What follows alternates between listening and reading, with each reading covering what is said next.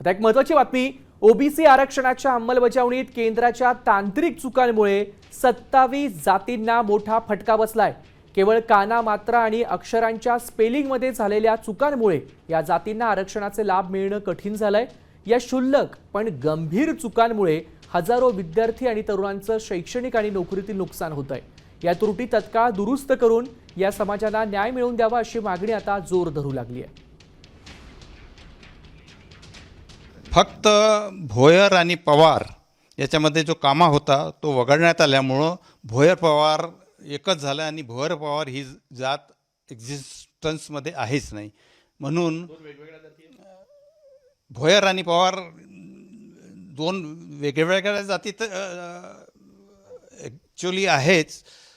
त्याच्यामध्ये कामा असला तर दोन्ही जातींना आरक्षण मिळेल. नाही, भोयरला आहे.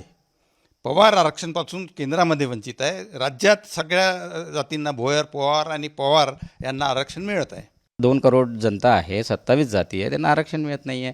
शिक्षणात आरक्षण मागतोय आम्ही आणि शिक्षण त्यांना घेता येत नाही. तर अमित शहाजी म्हणे करेगा, इसको समय लगेगा. त्याच्यानंतर आत्ता आम्हाला असं वाटतं की अमित शहाजी पण काही करणार नाही. तर मग आम्ही पंतप्रधान महोदयांची वेळ मागितलेली आहे. त्यांना बरेचसे निवेदन्स दिलेले आहेत, पत्र दिलेले आहेत, मेल्स दिलेले आहेत, फोन कॉल्स केलेले आहेत आम्ही त्यांच्या कार्यालयात. म्हणाला की हा 2 करोड जनता जी आहे महाराष्ट्राची, जी वंचित आहे आरक्षणापासून, त्यांच्याकडे तुम्ही कधी लक्ष द्याल.